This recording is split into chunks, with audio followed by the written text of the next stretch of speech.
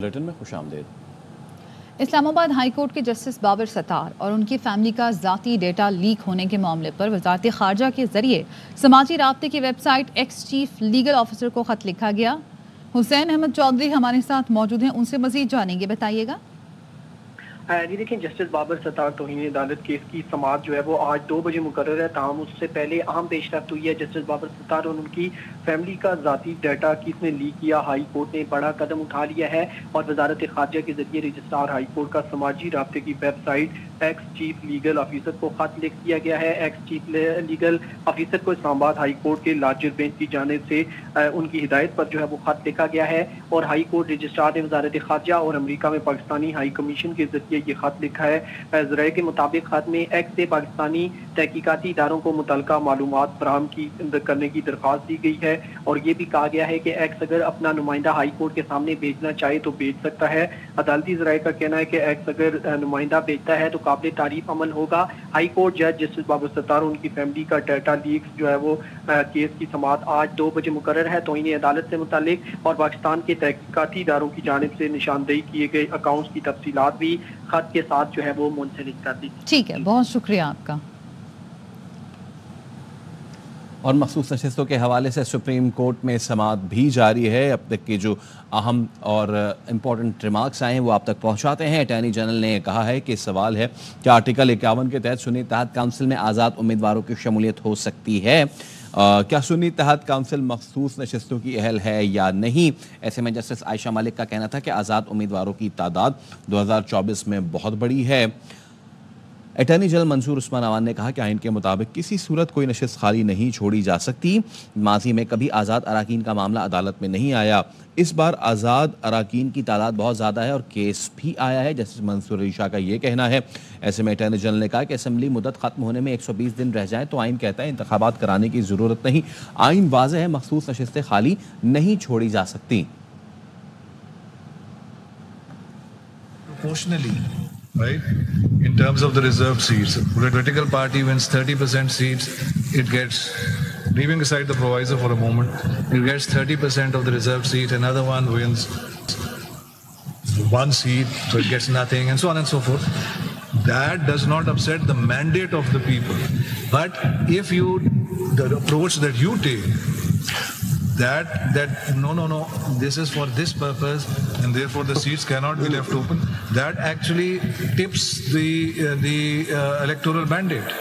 What you have before you, my lord, and also when you look at 5160 and the way I look at it is that it requires exclusion of independents. I'm sure my lords would appreciate that independents have to be excluded and so on. And now the only question or the observation which has come thus far is that such a large number of independents have returned. So what do we do about that situation? I'll come to that. But I've just shown you in 2008 there were about more than 20% in Balochistan returned independents. Now surely those 10 independents also had people's mandate. I don't know, is it anybody's case before? Yes, I'm going to come to that. No, you don't know what I'm going to ask. Is it سماعت اس وقت جاری ہے۔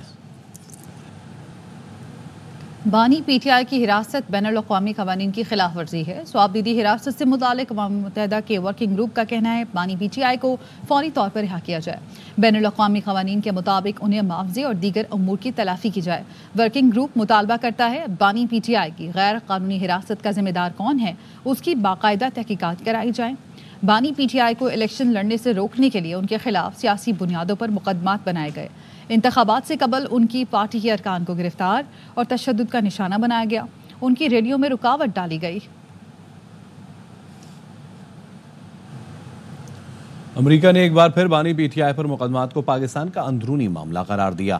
Washington میں news briefing میں امریکی محکمہ خارجہ کے نائب ترجمان ویدانت پٹیل نے کہا کہ ہم زیر انتوا کانگریس کی قانون سازی پر بات نہیں کریں گے۔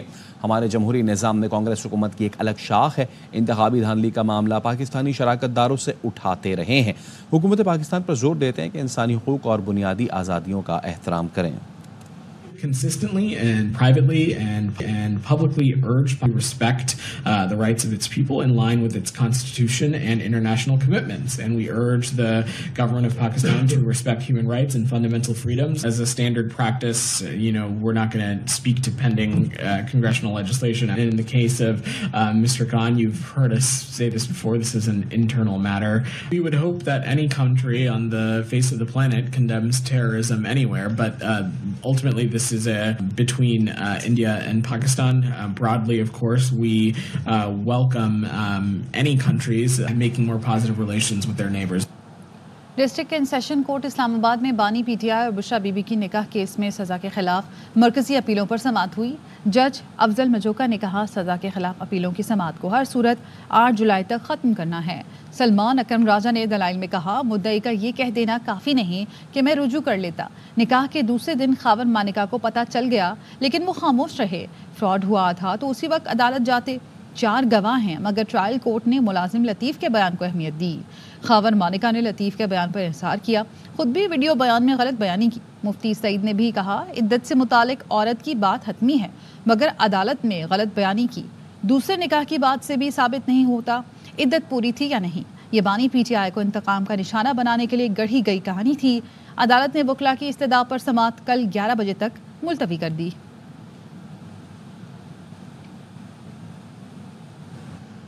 साबिक़ वफाकी वज़ीर फवाद चौधरी कहते हैं पीटीआई पर कुछ लोगों का कब्जा है। मैं पीटीआई में ना होता तो आज वजीर होता। पीटीआई कोर कमेटी ने पार्टी छोड़ने वालों के लिए वापसी के दरवाजे बंद कर दिए। साबिक़ वज़ीर आज़म शाहिद खाकान अब्बासी का कहना है जब तक नैब रहेगा मुल्क मफलूज रहेगा। मौजूदा हुकूमत वादा करके आई थी सबसे पहले नैब ख़त्म करेंगे लेकिन उन्होंने आते ही ऑर्डिनेंस के ज़रिए नैब को मजबूत किया। बिजली की कीमत में इजाफा और टैक्सेस काबिल कबूल नहीं। 5 जुलाई को मानसेरा और 6 जुलाई को इस्लामाबाद में जलसा होगा। पीटीआई रहनुमा असद कैसर का कहना है कि हम आवाम के साथ हैं, हुकूमत को नाजायज़ टैक्सेस वापस लेना होंगे। बिजली की जितनी महंगी की जितनी और टैक्स किसी तौर पर काबिल कबूल नहीं है। हम अपने आवाम के साथ खड़े होंगे। 5 को हम मानसेरा में जलसा कर रहे हैं, 6 को हम इस्लामाबाद में जलसा कर रहे हैं। अवामी राय अपनी भी चलाएंगे और इनकी जो ये नाजायज टैक्सेस है उसको वापस लेने पड़ेंगे। हम सबके साथ मुत्तहिद है जो जुल्म के खिलाफ आवाज उठाते हैं। मुल्क में हमेशा के लिए जो है ना फ्री एंड फेयर इलेक्शन का एक मैकेनिज्म होना चाहिए ताकि उसके जरिए इस्तिहकाम आए कि न कि अदम इस्तिहकाम। एस्टेब्लिशमेंट या कोई भी इदारा जो है ना इसमें इन्फ्लुएंस करेगा तो उसकी कोई हैसियत नहीं होगी। और अभी आपको ले चलते हैं क्रिकेटर मोहम्मद रिजवान गुफ्तगू करें। फाइनल भी खेले, हाँ इवेंट नहीं जीत पाया हूँ, सेमीफाइनल खेले, फाइनल खेले, बहुत सी चीज़ें खेले। लोग क्या कहते हैं हर किसी इंसान की अपनी अपनी राय है। और अफगानिस्तान देखिए, अफगानिस्तान की टीम जो उसमें ज़्यादातर लड़के जो इनके सीनियर थे स्पेशल, कुछ 2-3 अब रह गए, बाकी तो यंगस्टर ज़्यादा आ गए। तो पेशावर में ही खेले हुए उनके प्लेयरों से अगर आप मिलेंगे तो यकीन करें इस टाइम वो काफ़ी हार्ड वर्कर है सारे। राशिद भाई से भी उनके बारे में पूछा गया था, राशिद लतीफ़ से, क्योंकि मैंने स्पेशल उनसे मुलाकात हुई थी तो अफगानिस्तान के प्लेयरों के बारे में पूछा था।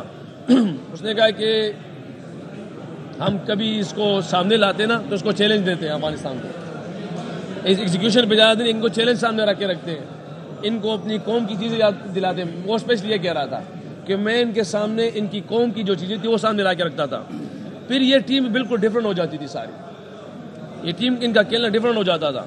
मगर इस वर्ल्ड कप में जो खेले हैं बहुत आला किस्म के खेले, यहाँ तक कि उनकी अचीवमेंट हम ये समझते थे एज ए प्लेयर कि शायद इससे और भी ऊपर जा सकते थे। मुझे स्पेशली लग रहा था कि ये फाइनल वाले टीम थे इस टाइम, मगर बहरहाल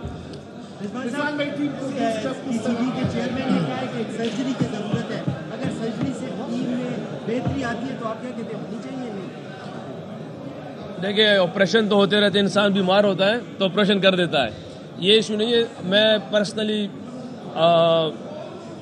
इस चेयरमैन साहब को मैंने देखा है कि रात अगर वो अमेरिका में सुबह लाहौर में होगा, सुबह लाहौर में तो रात मुल्तान में होगी, मुल्तान में होगा तो आयरलैंड पहुँचाऊँगा। पर्सनली मैं इसलिए ये कह सकता हूँ कि काफ़ी हार्ड वर्क मैंने देखा है, हार्ड वर्कर देखा इंसान को कि काफ़ी हार्ड वर्कर है। और उनके क्या अल्फाज है जो कहा है उसने कि टीम की सर्जरी होगी, तो हर वर्ल्ड कप इवेंट के बाद जब आते हैं तो एक रिपोर्ट होती है जो टीम को रिव्यू कर दी है और टीम को देखती है। ये ऐसे नहीं कि पहली दफ़ा चेयरमैन साहब ने कह दिया तो पहली दफ़ा ये चीज़ हो रही है, ये हर इवेंट के बाद होता है, हर सीरीज़ के बाद होता है। और वो चेयरमैन है, उसको इस बात का हक है اور اس بات کا وہ اگر حق پورا کرے گا تو اٹ مینس اپنی سیٹ کا جو اس کے اوپر حق ہے وہ حق ادا کرے گا. وہ ضرور اب ہماری ٹیم کو دیکھے گا, جو اس میں سے بیسٹ ہوگا وہ بیسٹ نکالے گا, جو کمی بیشی ہوگی اس پہ کام کرے گا انشاءاللہ. تو یہ اس کا حق ہے, وہ حق پورا کرے گا. پاکستان ہمارے اوپر چلی جائے گی انشاءاللہ.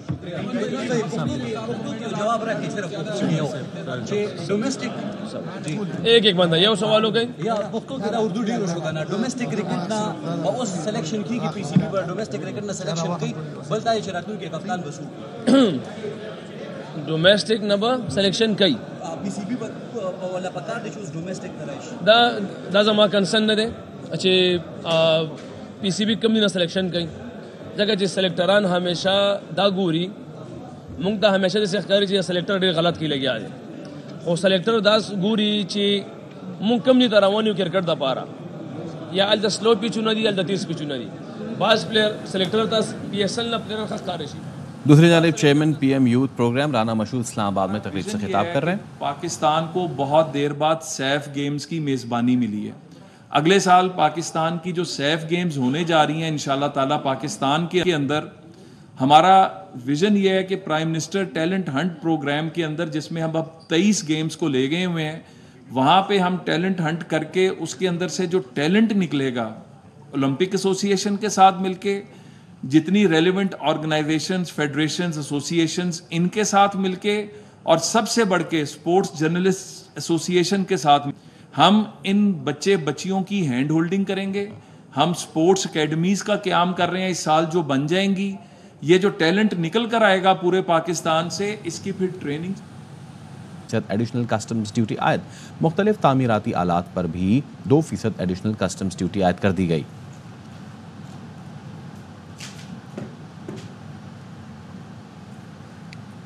وزیر دفاع خواجہ آصف کہتے ہیں کہ بجٹ میں ٹیکس آئی ایم ایف کے دباؤ پر لگایا گیا. آئی ایم ایف پاکستان کی خود مختاری کے لیے خطرہ ہے. نجی ٹی وی کے پروگرام میں گفتگو میں ان کا یہ بھی کہنا تھا کہ ورلڈ بینک اور آئی ایم ایف نو آبادیاتی نظام کی جدید شکل ہیں.